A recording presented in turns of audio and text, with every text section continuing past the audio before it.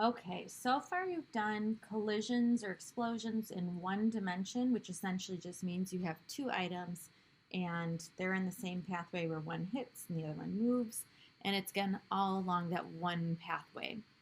2D collisions, if we were to imagine this as a top down view on a billiards table or a pool table, you could think to yourself, if you've ever played pool or if you've seen people play pool, that if this three ball, which is like a dark or a reddish color, hits the seven ball, which is like a darker red color, and it's a little bit off base or off center, the three ball will move this direction, and you probably have a guess as to which way the seven ball will move, and you likely would have said this direction.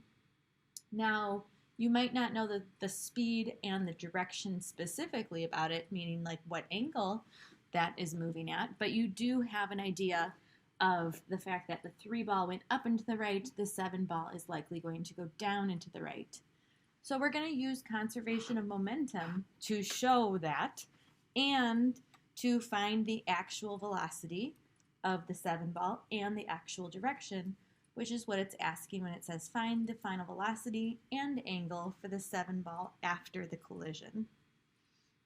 In order to do that, we can use our conservation of momentum, so mv plus mv equals mv plus mv, but we can only do it in the same direction for those velocities. This velocity here, 10, is to the right. This velocity here is to the right and up. So if we want to use any part of this 7 meters per second, you have to break it into its components. So you can't treat 7 as the velocity. You will have to find the velocity that is horizontal, that component, and the velocity component that is vertical. So before we do that, let's get ourselves kind of a chart to just organize what we're talking about. I'm going to say initial and final for our understanding of before the collision and after.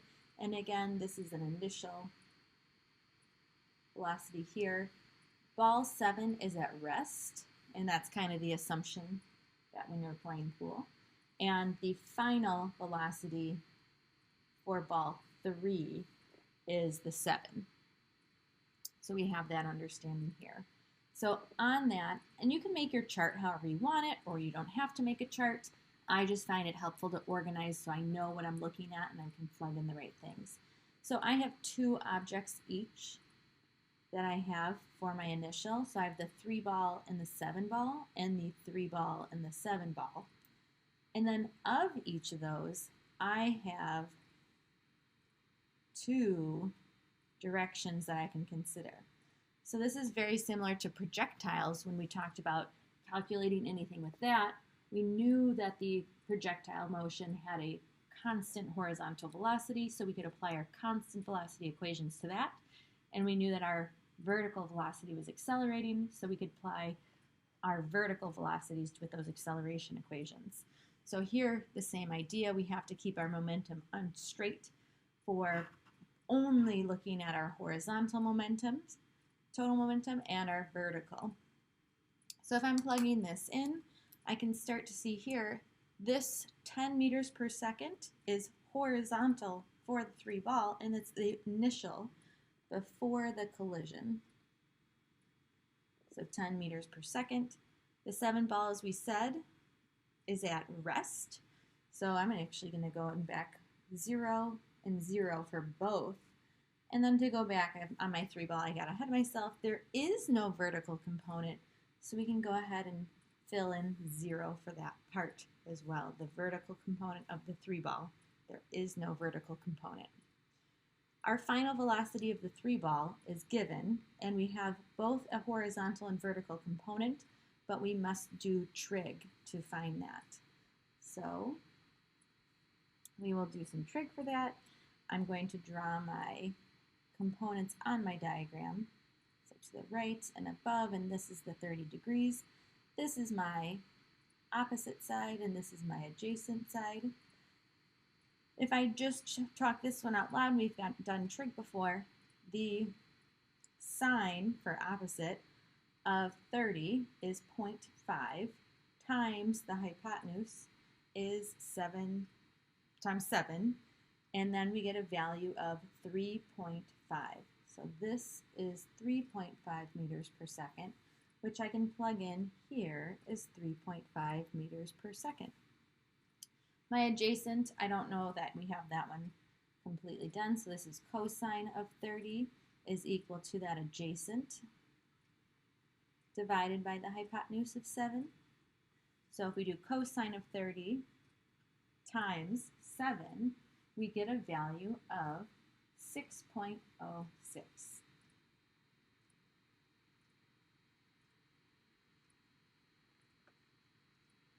Now, we don't know the values of the 7 ball. We don't know any of them. So we kind of just have question mark, and that's what we're trying to solve so we can come back and answer the question.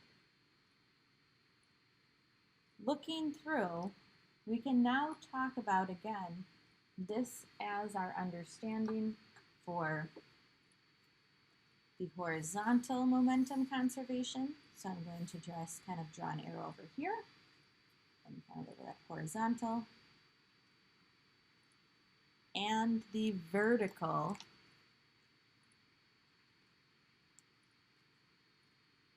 conservation of momentum. So this one, I'll just do right here, vertical. And I'm going to try to kind of keep my two sides separate as I go through and do this work. All right, my equation for conservation of momentum, I have two objects. So I'm going to list out my mv plus mv equals mv plus mv. I am going to put in my subscripts just to make sure we know what we're talking about.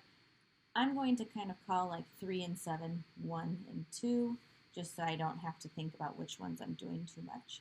So 1, 2, 1, 2, 1, 2, 1, 2, and this is the initial horizontal velocity and the initial horizontal velocity, the final horizontal velocity, and the final horizontal velocity. So the new part here is the fact that I put in x as a subscript to show that we're talking about the horizontal velocities to keep with our understanding that we can only talk about the one direction at a time. We go ahead and plug in some values. It does give us the mass.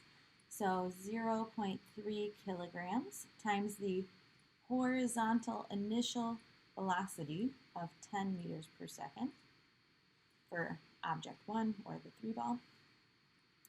I'm going to get a little ahead of myself and say, well, I know the 7 ball is at rest, so if this is 0, that's just plus 0.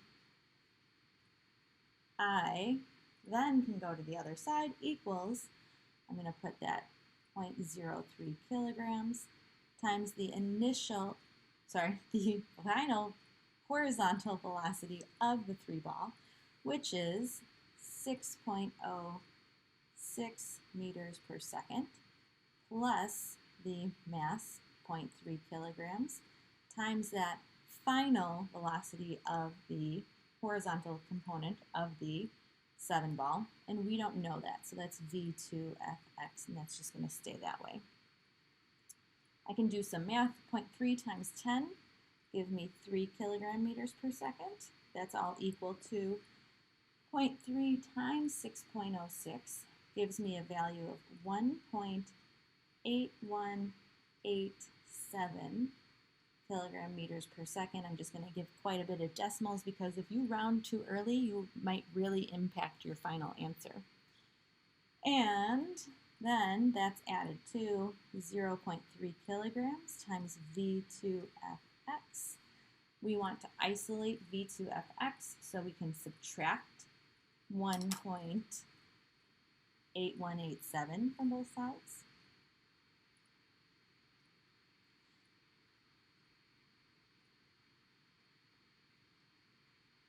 You do that, and you are left with a value of 1.181 kilograms meters per second. And again, that's a number as long as I haven't rounded at all in my calculator or with my calculations. That's equal to 0.3 kilograms times V2Fx, and I would need to divide both sides by 0.3 kilograms.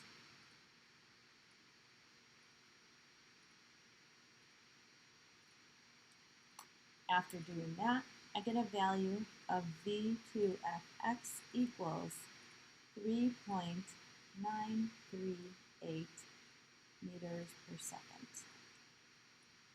And you might be thinking like, yay, we're done, but that's not done. We can plug that into our box over here for the final horizontal velocity of the 7 ball. So 3.938 meters per second. And we have to do the same thing for the vertical side, or the vertical components of the velocities. So I'm just going to try to kind of section off here.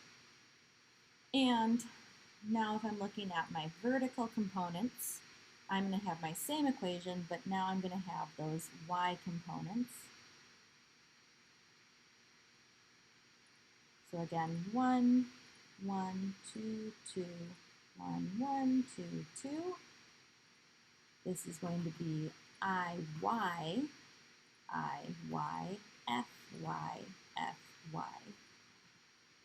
I'm going to kind of jump ahead of myself, make this a little bit easier, and I think to myself, well, what's my vertical initial velocity of the 3 ball? It is 0, so this goes to 0. What's my initial vertical velocity of my 7 ball? 0, so this whole side goes to 0, 0 plus 0. So I'm just going to kind of write it out right there. 0 equals, and then I'll follow down. The mass of the 3 ball is still 0.3 kilograms. Our final y velocity we calculated as 3.5 meters per second, and then plus 0.3 kilograms times, we're looking for V2Fy. You could multiply these two together and then subtract and then divide over, but I'm just going to do a little bit of that math where I see where I'm going. I'm going to subtract this whole quantity over, so it's negative 0.3 kilograms times 3.5 meters per second equals 0.3 kilograms times V2Fy. And right there I see if I divide by 0.3, those will cancel or reduce to 1. I'm left with negative 3.5 meters per second is equal to V2Fy, and that's another part of our puzzle, so I can plug that in up here as negative 3.5 meters per second.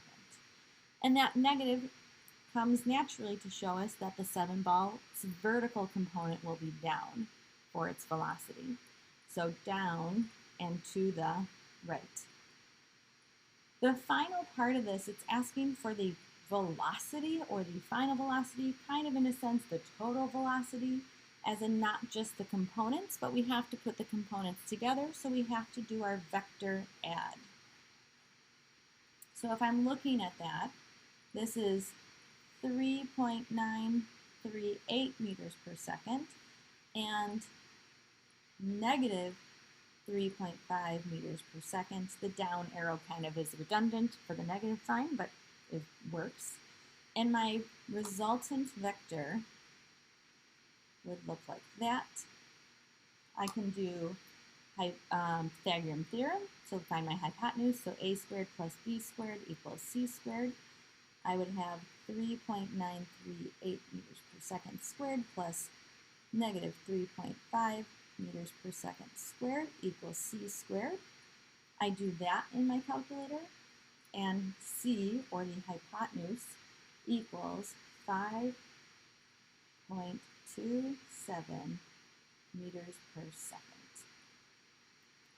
So this is our final answer. Probably a little bit more normal to say V2F is equal to, but the C obviously comes from that Pythagorean theorem. You do want to do trig. It's asking for the angle, so you'd have to do trigonometry. I'm just going to think, I'm looking for that angle here. And if this is my opposite and adjacent, I'm looking for tangent or inverse tangent. So if I said tangent theta equals my opposite over my adjacent, and we'll just leave it as 3.5, 3.938. I'll take the inverse tangent, and that gives me a theta of 41.63 degrees. You'll notice at the bottom it says south of east, and that's kind of saying like this is east, and this next arrow or the direction of that angle is south, towards south. So south of east is the way that that's stated. So here is your angle, and here is your velocity. That is all. Any of the other questions are pretty much the same idea, but you're incorporating what you already know from collisions and explosions. Things like sometimes your final velocities will be the same for both objects if you have an inelastic collision where things stick together and move or become one. Sometimes you'll have the initial velocities before be the same thing if you have an explosion situation. So you have to really think about the conceptual understanding before jumping in, or else you might think you're missing more information than you are. Enjoy practicing.